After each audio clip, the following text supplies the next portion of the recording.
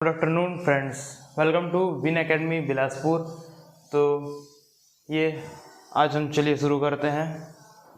आज का हमारा टॉपिक है percent increase and decrease part 2। मतलब इसके बारे में हमने कल पढ़ा था और अब हम इसके नेक्स्ट आगे के और क्वेश्चंस को देखते हैं।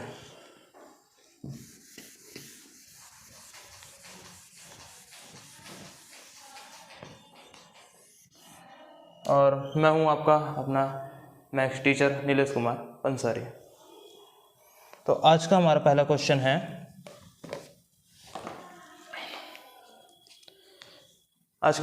है, इसमें एक व्यापारी के बारे में बताया गया है जो कि थोड़ा करप्ट व्यापारी है। एक व्यापारी अपने गलत तराजू के माध्यम से वस्तु को खरीदते समय 10% अधिक 10% का घोटाला करके तथा बेचते समय 10% का घोटाला करके उसका लाभ प्रतिशत क्या है। तो जब वह वस्तु को खरीद रहा है तो 10% का घोटाला मतलब वह खरीदने के समय तराजू में ऐसा 10% का घोटाला करता है कि उसको 10% अधिक सामान मिलता है। तो जैसे वो 100% सामान लेता है तो उसको 10% अधिक मिल रहा है, तो उसका हो गया 110%। और उसी के अनुसार बेचते समय भी वह 10% का घोटाला करता है, मतलब वह जो है सामान को 10% कम करके देता है। और जब वो उसको बेच भी रहा होता है तो उसने जब उसमें 10% अपना प्रॉफिट निकालता है तो फिर उसका 10% का प्रॉफिट क्या हो जाता है, 110%। अब इसी के बाद हमें वो यह पूछा गया है कि उसे टोटल कितना प्रॉफिट होता है, तो हम वो बताएंगे। तो इन दोनों जो परसेंटेज है उसे हम पहले फ्रैक्शन के फॉर्म में लिखेंगे, 11/100 इंटू 11/100 में से 0 0 0 0 कैंसल आउट हो गया। और अब हमारे पास क्या बचा है, 11 इंटू 11 121 121/100। और चूंकि हमें प्रॉफिट बताना है उसे कि उसे कितना प्रॉफिट हुआ है, तो देख रहे यदि सही कीमत पर बेचता या सही कीमत पर खरीदता तो उसे 100% रहता, और अभी उसको कितना का प्रॉफिट हो रहा है, 121। तो इसे निकालने के लिए हम क्या करेंगे, 121 minus 100/100 is equals to 21/100 and इस 100 को परसेंटेज में कन्वर्ट करके 21%। उस व्यापारी को 21% का प्रॉफिट हो रहा है इन ओवरऑल होल प्रोसेस। तो ये हो गया हमारा आंसर। तो ये हो गया हमारा पहला क्वेश्चन। अब हम चलते हैं नेक्स्ट क्वेश्चन की ओर।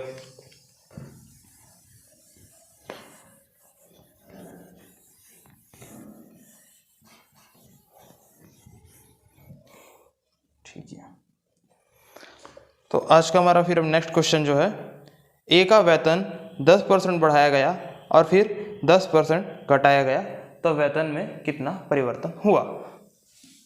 इस टाइप के क्वेश्चन में 2 टाइम्स कंटिन्यूअस चेंजेस होते हैं उनके एक कांस्टेंट सैलरी पे, जिसे कि हम लिखते हैं, जो पहले क्या हुआ है कि उसकी सैलरी में 10% बढ़ाया गया है, उसे हम लिखेंगे 110%। एंड देन परसेंट को जब हम रिमूव करेंगे तो फिर नीचे में आ जाएगा 100।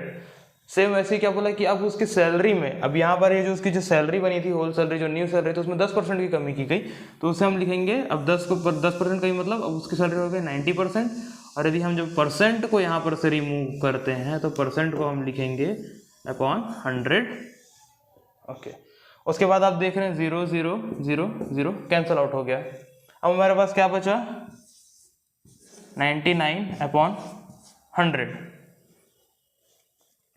उसके बाद आप देख रहे हो कि जो नीचे जो है वो हमारा था बेसिक जो उसकी सैलरी थी, और ये जो ऊपर वाली जो है जो नई सैलरी है, मतलब ये हो गई हमारे पास न्यू और ये हो गई ओल्ड। और चूंकि आप यहाँ पर देख सकते हैं कि जो न्यू वैल्यू है वो ओल्ड वैल्यू से कम है, तो उसके कंपैरिजन में आप बता सकते हैं कि उसकी जो फाइनल सैलरी थी उसमें कितने प्रतिशत की कमी या फिर बढ़त हुई होगी। कम हुई है तो यहाँ पे यदि ओल्ड ज़्यादा है और न्यू कम है तो आपको यहाँ पर सामने क्लियरली दिख रहा है कि उसके सैलरी में कमी हुई है। कितनी कमी हुई है ये हम ऐसे करेंगे, 99/100 को माइनस करेंगे, 99 माइनस 100/100 इज इक्वल टू -1/100। अब -1/100 को -1%, जहाँ पे ये जो माइनस का जो साइन है वो यह डिनोट करता है कि मतलब हमारी जो वैल्यू है वो कम हुई है। नेगेटिव साइन जो है वो रिप्रेजेंट कर रहा है कि लेस हो रही है।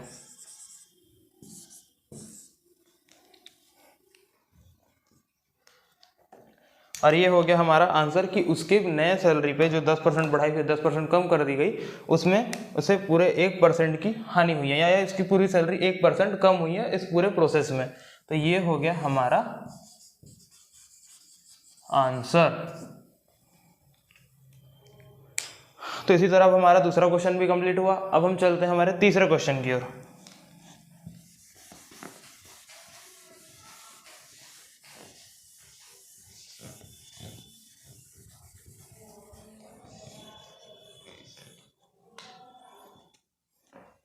हमारा तीसरा क्वेश्चन है,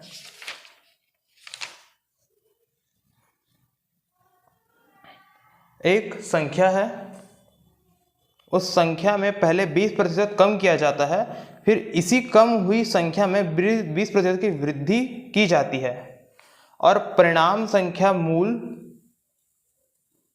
संख्या से जो हमारी जो नई संख्या है वह हमारी ओरिजिन या फिर ओल्ड नंबर से 20 कम है, तो मूल संख्या क्या होगी। इस क्वेश्चन में ये बता दिया गया है कि जो हमारी जो यहाँ पास ओल्ड नंबर जो था, या फिर इसे हमें लिख सकते हैं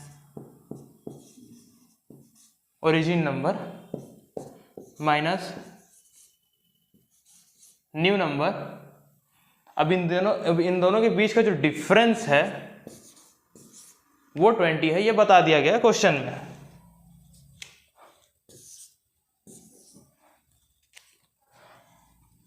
और क्या बोल रहे हैं कि वो जो संख्या है उस संख्या में पहले क्या हुआ है कि 20% की कमी की गई है। 20% की कमी मतलब उसको हम लिखेंगे 80/100 इंटू, फिर 20% बढ़ा दिया गया उसको हम लिखेंगे 120/100। 0 0 0 कैंसल आउट। अब हमारे पास क्या बच रहा है, 12 इंटू 8 करेंगे तो 96/100। और यह जो है हमारी न्यू वैल्यू है और यह जो हमारी ओल्ड वैल्यू है। तो आप यहाँ पर देख के बता सकते हैं कि न्यू और ओल्ड वैल्यू के बीच का डिफरेंस कितना होगा। तो न्यू और ओल्ड वैल्यू के बीच का डिफरेंस जो है वो होगा, और ये भी जो है ये हमारा परसेंटेज के फॉर्म में है। तो न्यू और ओल्ड वैल्यू के बीच में कितना परसेंट का डिफरेंस आएगा, वो आएगा 100 माइनस 96, ये old minus new is equals to 4%। तो देखिए दोस्तों, ये जो हमारा जो 4% है, यही 4% हमें 20 रिप्रेजेंट कर रहा है, क्योंकि ओल्ड एंड न्यू का जो डिफरेंस है वो है 20। तो अब देखिए 4% इज इक्वल टू 20, और इस क्वेश्चन में पूछा गया था कि वह संख्या क्या है। यदि 4% में वो संख्या 20 है, तो यदि इसी 4% को हम 100% में कन्वर्ट करेंगे तो वो ओरिजिनल संख्या क्या थी वो हमें पता चल जाएगी। तो या तो आप इसको इस मेथड से कर सकते हो कि पहले 4 को इधर नीचे डिवाइड करके like 1% is equal to 20/4 is equal to 5%, और देन इसके बाद 5 या, और फिर इसके बाद फिर यहाँ पर 100 का multiply means 100% is equal to 500। अब या तो ऐसे निकाल सकते हो या फिर इससे डायरेक्ट भी कर सकते हो। आप ये भी कर सकते हो कि 4% इज इक्वल टू 20 में तो 4% में ऐसा मतलब 4 में ऐसा क्या मल्टीप्लाई किया जाए कि वह अपने आप ही 100 में कन्वर्ट हो जाए। हमें ऐसी संख्या का 4 में मल्टीप्लाई करना है जिससे वो 100% बन जाए, और फिर उसी संख्या का हमें 20 से मल्टीप्लाई करना है। तो 4 में जब हम 25 को मल्टीप्लाई करते हैं तो आता है 4 into 25 is equal to 20 into 25। तो 4 इंटू 25 इज इक्वल टू 100%, और यहाँ पे आ जाएगा 500। तो देखिए दोनों मेथड में आंसर सेम है, और ये होगा हमारा आंसर।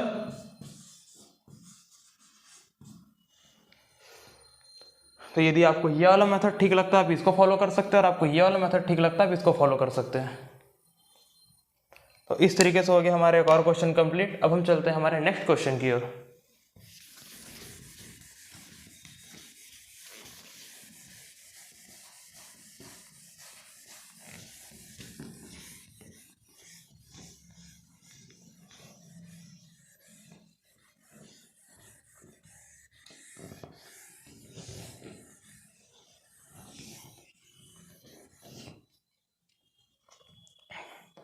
तो हमारा नेक्स्ट क्वेश्चन है, एक वस्तु का जो दाम है p% बढ़ाया गया है, बाद में नया दाम जो आया उसे फिर p% से घटाया गया है।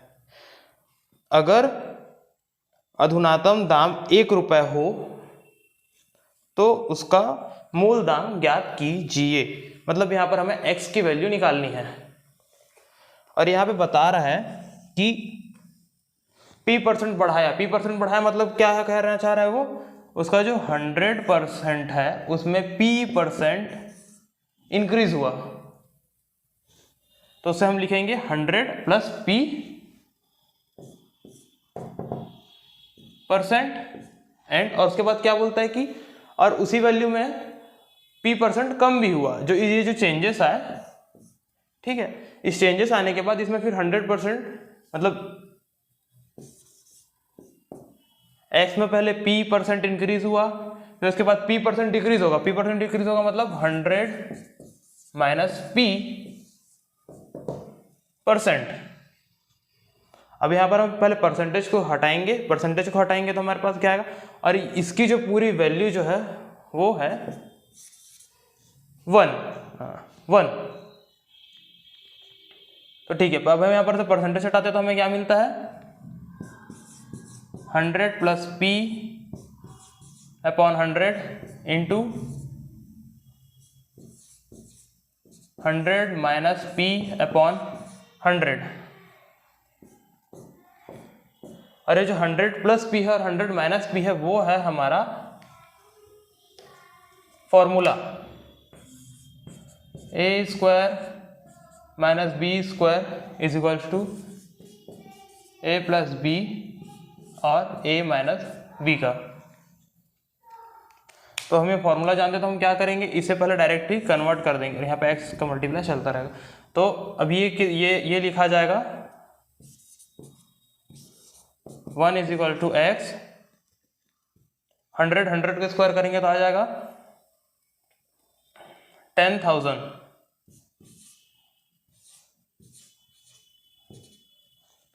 और p का स्क्वायर माइनस अपॉन, फिर यहाँ पर ये दोनों 100 आपस में मल्टीप्लाई होंगे 10,000 10,000।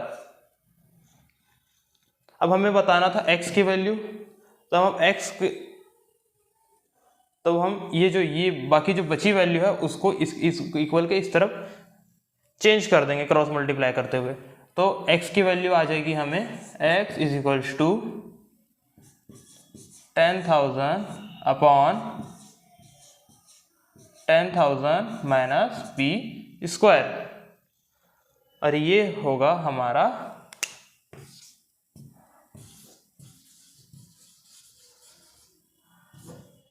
आंसर। चलो इस तरीके से हमारा एक और क्वेश्चन कंप्लीट। अब हम चलेंगे हमारे नेक्स्ट क्वेश्चन की ओर।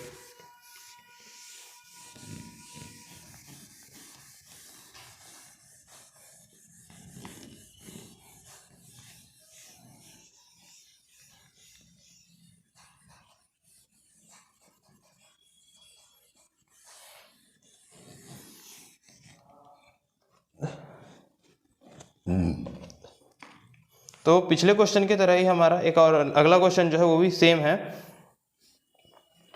इसमें लिखा हुआ है किसी वस्तु के मूल्य में 8% की वृद्धि की जाती है और बाद में बढ़े हुए मूल्य पर 8% की कमी की जाती है, और यदि वस्तु का अंतिम मूल्य 1 रुपये है तो हमारी वस्तु क्या हो गई x, उस पर बढ़ी 8% बढ़ाई मतलब 100 प्लस r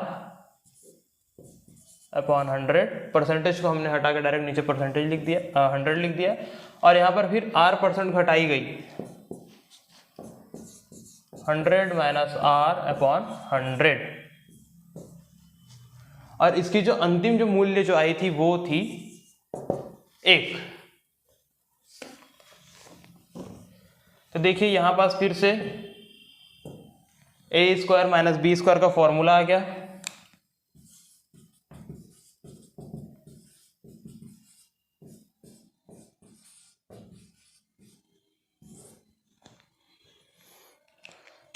तो हम यहाँ पे डायरेक्ट फॉर्मूला अप्लाई करेंगे तो हमें मिलेगा 1 is equal to X into 10,000 minus R square upon 10,000। अब चूंकि हमें इस क्वेश्चन में फिर से x की वैल्यू बतानी है तो हम उसे शिफ्ट कर देंगे क्रॉस मल्टीप्लाई करते हुए, तो ये हो जाएगा पक्षांतर करते हुए, तो ये हो जाएगा 10,000 बटे 10,000 माइनस आर स्क्वायर।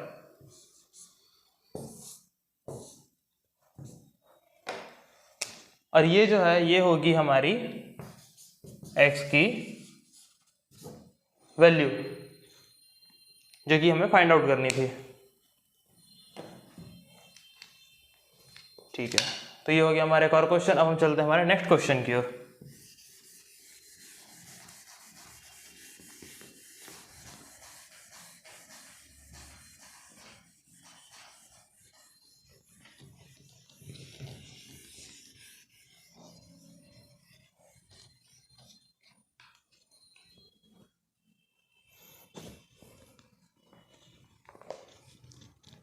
तो ठीक है दोस्तों, अब हमारा अगला क्वेश्चन है,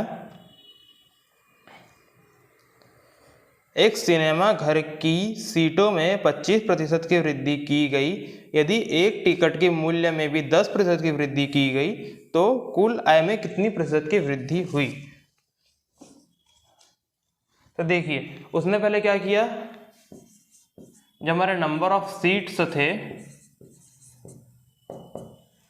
है ना, पहले तो उसको बढ़ाया, साथ ही साथ उसने क्या किया, जो हमारे प्राइस थी टिकट की उसको इंक्रीज की, और जो कि उसने सीट भी बढ़ाया प्राइस भी बढ़ाया, और दोनों को जब मल्टीप्लाई करेंगे तो हमें उसके जो पुरानी वैल्यू जो उसको मिलती थी, जो उसकी पुरानी इनकम होती थी वो मिलती है, और अभी हम चेंजेस कर देंगे तो जो नई उसको जो नया जो इनकम मिलता है उसका एक दिन का जितना जो उसका अर्निंग होता है ये वो बताएगा। तो क्या हुआ कि नंबर ऑफ सीट्स में कितना हुआ, 125% इंक्रीज हुआ, जिसे हम लिखेंगे 125%, और प्राइसिंग में क्या हुआ 10% की वृद्धि हुई, जिसे हम लिखेंगे 110%। अब हम परसेंट को रिमूव करेंगे और लिखेंगे 125 अपॉन 100 इंटू 110 अपॉन 100।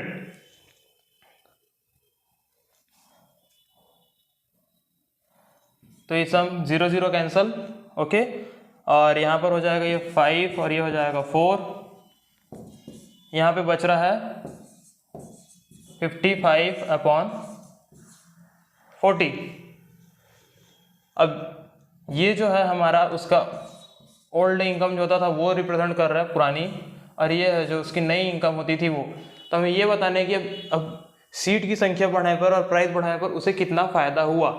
तो प्रॉफिट निकालने के लिए हम क्या करेंगे, जो न्यू वैल्यू थी उसमें से ओल्ड वैल्यू को माइनस करेंगे, 55 माइनस 40 अपॉन 40, और परसेंटेज के फॉर्म में बताने करके हम 100 का मल्टीप्लाई करेंगे। यहाँ पे आ जाएगा 15 अपॉन 40 इंटू 100,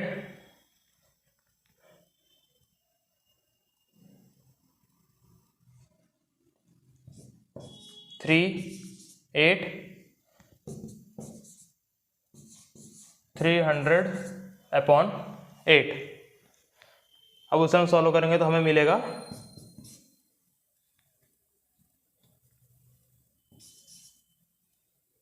8 या 24 में से 60 एंड 37.5%, तो उसे टोटल 35.7% का प्रॉफिट होगा।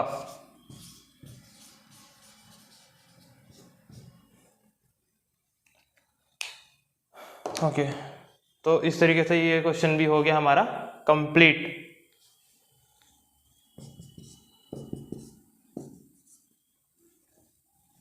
तो चलिए अब हम चलते हैं हमारे नेक्स्ट क्वेश्चन की ओर।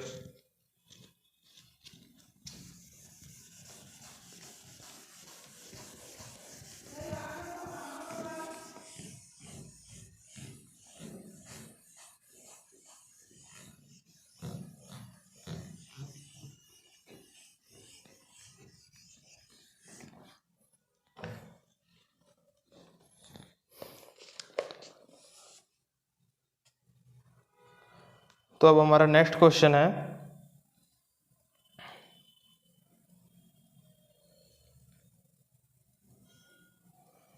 किसी फर्म पर कार्य करने वाले कर्मचारियों की संख्या 25% वृद्धि कर दी जाती है तथा प्रति व्यक्ति मजदूरी में 25% की कमी कर दी जाती है। यदि उसे कुल मजदूरी x% की कमी हुई तो उस x का मान ज्ञात कीजिए। तो इस क्वेश्चन में कहा है कि पहले जो है मजदूरों, हाँ, कर्मचारियों की जो संख्या है, मतलब नंबर ऑफ वर्कर्स, वो जो है वो उसको इंक्रीज कर दिया गया है। ठीक है, और अब नंबर ऑफ वर्कर जब इंक्रीज हुए हैं तो उनके जो पर वर्कर को जो पेमेंट देने की जो एक स्केल रहता है, मतलब जो उनकी जो सैलरी थी उसमें कुछ कमी कर दी गई है। तो यहाँ पे आएगा पर पर्सन, या फिर लिख सकते हो वर्कर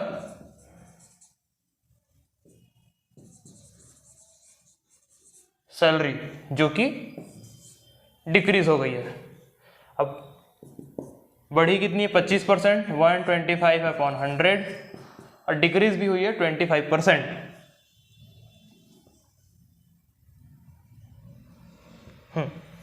इसको लिखेंगे 75/100। तो यहाँ पे ये हो जाएगा 4, ये हो जाएगा 5, ये हो जाएगा 3 और ये हो जाएगा 4। यहाँ पर बचेगा 15/16। जो हमारा 15 है वो हमारे न्यू वैल्यू बता रही है, मतलब अब उसे इतना अमाउंट देना पड़ रहा है मजदूरों को, और ये जो 16 है वो हमें ओल्ड वैल्यू बता रही है कि पहले वो इतना देता था। तो उसे अब कितना कितना कमी हुआ है, कितना कमी हुआ है वो बताने, कितना कमी हुआ है बताने के लिए क्या करेंगे, ओल्ड वाले को बेस मानेंगे और न्यू वाले के साथ उसे माइनस कर देंगे। तो यहां पे हो जाएगा 16 माइनस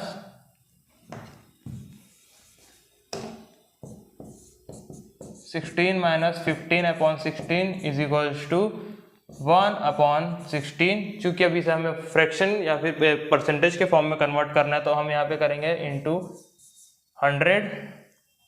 ये हो जाएगा 4 और ये हो जाएगा 25। चूंकि हमारे पास इस बार ऑप्शन में इस फॉर्म में दिया हुआ है तो हम इसे ही अपना आंसर मानेंगे, 25/4%, और ये हो जाएगा हमारा आंसर। तो इस तरह से हमारा ये क्वेश्चन भी हो गया कंप्लीट।